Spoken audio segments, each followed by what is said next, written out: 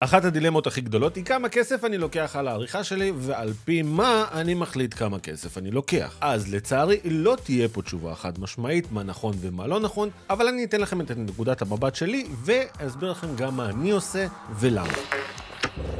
אז ככה, עולם עריכת הוידאו זה עולם מאוד מאוד גדול, ויש המון סוגים של עריכות. יש סרטונים כמו למשל הסרטון שאתם רואים עכשיו ביוטיוב, סרטוני תוכן לרשתות, היילייטים של פודקאסטים ועד דברים מטורפים עם אפטר תיקוני צבע, אלוהים ישמור בקיצור. ובגדול, לכל דבר יש מחיר, והמחיר נקבע לפי זמן עבודה, יכולת העורך, מחיר השוק ורמת העבודה. בואו נפרק את זה רגע שיהיה פשוט ונדבר על אחד הדברים הכי נפוצים, וזה תוכן לרשתות. אז הדבר הראשון ואחד הכי חשובים זה האם הצלם הוא גם העורך. אם אני הצלם, אז אני מראש יודע מה צילמתי, כנראה שגם אני חושב על מה אני אעשה בעריכות. אני זוכר איפה יש לי קטעים טובים, אני זוכר איפה יש לי קטעים פחות טובים. אני מבין את כל החבילה. מהצד השני, אם אני רק עורך, קודם כל אני צריך לעבור ולראות את כל החומרים. אחרי זה אני צריך גם אולי לדבר עם הצלם או עם מי שסגר את העבודה כדי להבין מה בכלל כוונת המשורר. שורה תחתונה, כל הדבר הזה לוקח זמן, וזמן שווה כסף. ובתרגום פשוט, עצם התהליך הזה טיפה מייקר את העבודה.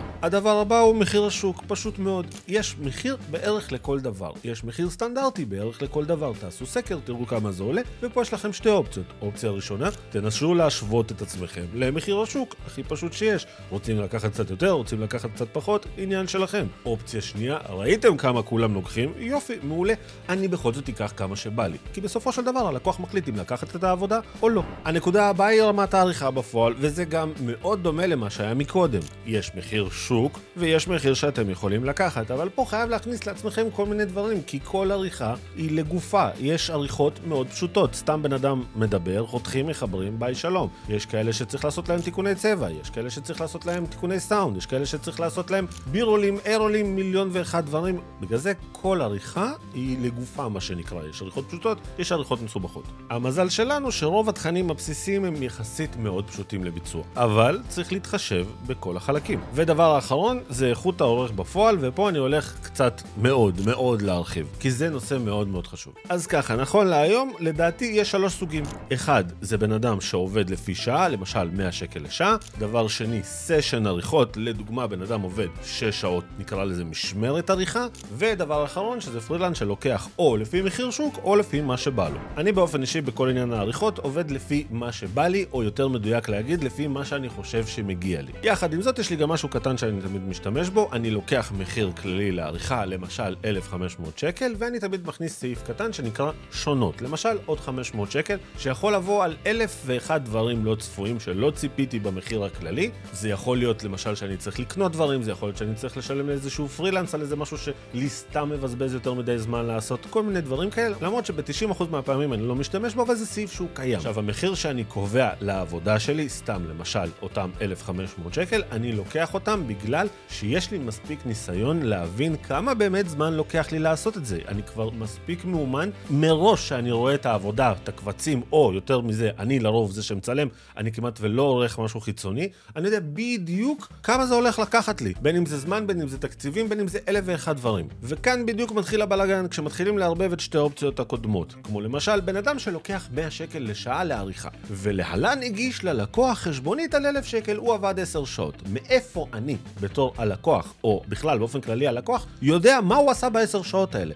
יכול להיות שהוא בכלל 7 שעות מתוך הזמן הזה שיחק בביצים, יכול להיות שהוא אפילו יותר גרוע מזה, חצי מהזמן אם לא יותר, ישב והסתכל ביוטיוב כי הוא לא יודע לעשות את העבודה.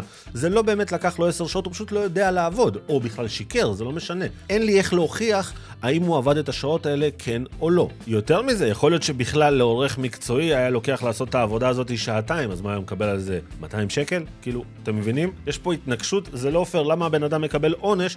בגלל שהוא עובד טוב יותר. ובדיוק אותה הבעיה יש בסשן עריכות. להלן לקח לי 1,000 שקל על הסשן עריכות שלו, 6 שעות, 8 שעות, זה לא משנה.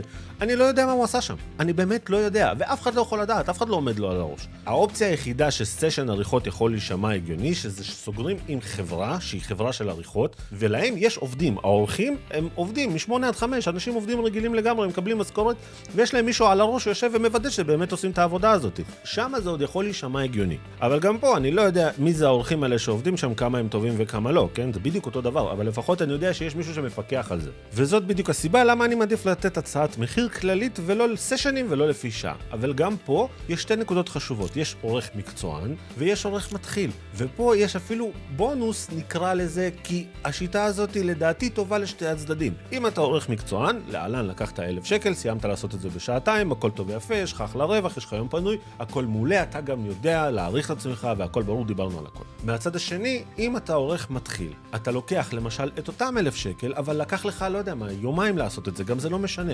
אבל אתה משקיע ולומד ועושה הכל מה שאתה יכול כדי שזה יצא הכי טוב שיש. זה לא בא על חשבון התחת של הלקוח, אבל זה בא על חשבון זה שאתה לומד ומשתפר ומעצים את עצמך ולא דופק מחירים מופקעים ולא ברורים על מה ולמה. דרך אגב, לא פחות חשוב, לעניין הזה של העורך מקצועי שמגיש עבודה בזמן, הוא יכול לדעתי להרשות לעצמו גם לקחת מחירים גבוהים מסיבה נורא פשוטה. אם לעורך מתחיל לוקח לעשות עבודה למשל 3 ימים ולעורך מקצוען לוקח 4 שעות, אותו לקוח להלן סרטון שיווק, הוא כבר אחרי 3-4 שעות לא יודע מה, הסרטון יכול להיות באוויר והבן אדם מכניס כסף. זמן שווה כסף, אין מה לעשות, ובן אדם מקצועי ומקצוען ועובד טוב לא צריך לקבל עונש על זה שהוא עובד טוב. אבל מהצד השני נכנס פה נקודה שצריך לדבר עליה, אין מה לעשות, אתם יודעים, אני אומר הכל בפנים as is. גם עורך מקצוען, אחושילינג, יכול להרוויח מהדבר הזה שהוא יעבוד לפי שעה. מה הכוונה שלי? אני לוקח 200 שקל, אוקיי? 200 שקל לשעת עבודה שלי. עשיתי את העבודה, עבדתי 3 שעות, הרווחתי 600 שקל. אני,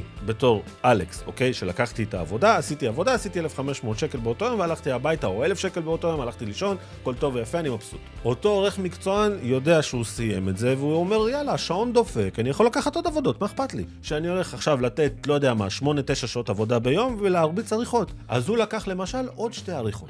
אז עכשיו זה לא 600 שקל, עכשיו זה 1,800 שקל, אז טכנית אפילו הרוויח יותר ממני. יותר מזה, אני עבדתי עם לקוח אחד ושחררתי אותו. הוא עבד עם 3, אוקיי? אתם מבינים את העניין הזה? בגלל זה אמרתי, אין נכון, לא נכון, יש נקודות וגישה לכל דבר. ולכל החמודים שהגיעו עד לפה, קבלו סיפור ומוזכר הסקל פשוט. לפני המון שנים שרק נכנסתי לעולם הזה, כן צילמתי, אבל לא ידעתי לערוך, רק למדתי באותה תקופה הזאת. הייתה לי עבודה, צילמתי אותה, אבל לא היה לי את הביטחון לערוך ולהגיש את זה ללקוח, כי לא באמת ידעתי מה לעשות. חיפשתי פרילנס שיעשה את זה, מצאתי פרילנס שיעשה את זה, והוא דפק לי מחיר של האישמו. הייתי בשוק, לא הבנתי מה זה המחיר הזה ועל מה. והתעניינתי, למה? כי אני גם רוצה ללמוד וגם כי אני סקרן. שאלתי אותו, מה הבן אדם אומר לי? מה אחי, אני עושה לך סלואו מושנים. אם לא הייתי מבין כלום באותה תקופה, אולי הייתי חושב שזה מגניב, אבל למזלו הרב, הבנתי שלעשות סלואו מושן זה ללחוץ על כפתור 5 שניות בלחץ, עם הזמן שאני מחפש את הכפתורים זה לוקח. אז זכרת בפיתה, וכמובן שלא לקחתי את הבן אדם הזה. אבל אני גם חייב להגיד לו תודה, כי בזכותו הבנתי שיש בחוץ מלא חאפרים, והגיע הזמן שאני יפסיק לפחד ויעשה את העבודה. לקח לי קרוב לשבוע לסיים את העבודה הזאת. זה היה אחד הדברים המתסכלים. אממה, לפני קרוב לחודשיים 3, הייתה לי עבודה בדיוק, כמעט 1 לאחד אותו הדבר, סיימתי את זה תוך 4 שעות. והמוסר הסקל מאוד פשוט. ידע, למידה, זמן, תהליך, כל הדברים האלה, אנחנו בסוף צוברים אותם ונהיים יותר טובים ויותר טובים. גם מטעויות לומדים, אוקיי? תזכרו את זה. גם אם לקחתם פעם לבן אדם 1,000 שקל על עבודה, ובדיעבד, אחרי שעשיתם את העבודה הזאת כמה וכמה פעמים, אתם מבינים שהעבודה הזאת שווה לפחות 5, זה גם משהו שאתם לומדים. אבל למדתם, השתפרתם, השתפשפתם, יש לכם תיקי עבודות, ויש לכם תעודה להראות לבן אדם, את היכולות שלכם. קיצור חמודים, חפרתי, אני ממש מקווה שעזרתי לכם, ואם לא, בעיה שלכם, אני בכל זאת ניסיתי. יאללה, ניפגש בסרטון הבא. יאללה ביי.